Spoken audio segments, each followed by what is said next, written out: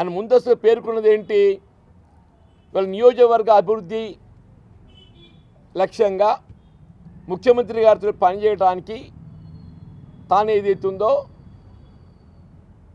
సిద్ధంగా ఉన్నా, ముఖ్యమంత్రి గారితో కలిసి పనిచేయడానికి నేను ముందు పోతున్నా అని చెప్పాను. సరే, అభివృద్ధి కొరకు ముఖ్యమంత్రి గారితో కలిసి పనిచేయటం ఎవరైనా పనిచేయాల్సిందే. డెమోక్రటిక్ సెటప్ లోపల ఏదైతుందో అధికార పార్టీ ఎవరున్నా కానీ ఒక ఎంపికైనట్టు ఒక శాసనసభ్యుడు తన ప్రాంతం నియోజకవర్గ అభివృద్ధి కొరకు ఏదైతుందో ప్రభుత్వంతో కలిసి పనిచేయడం అంటే సమస్యలు ప్రభుత్వం దృష్టి తీసుకుపోవడం సహజం. అది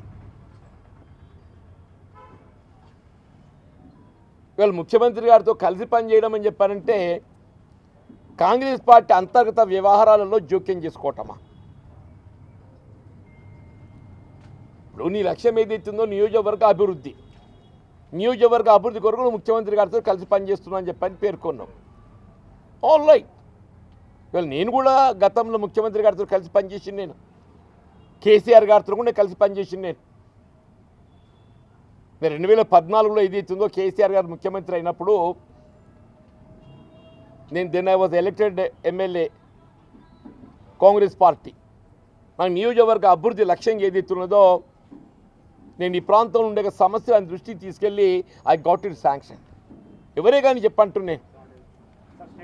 ఇవాళ ఏదైతుందో నువ్వు ముఖ్యమంత్రి గారితో కలిసి పనిచేస్తా అభివృద్ధి కొరకు అని చెప్పని పేర్కొంటూ కాంగ్రెస్ పార్టీ అంతర్గత వ్యవహారాల్లో జోక్యం చేసుకోవటం, నామినేటెడ్ పోస్టుల్లో జోక్యం చేసుకోవటం, కాంగ్రెస్ పార్టీ కార్యకర్తలు లభించాల్సినటువంటి యొక్క హక్కులను కాజేసే ప్రయత్నం చేయటం,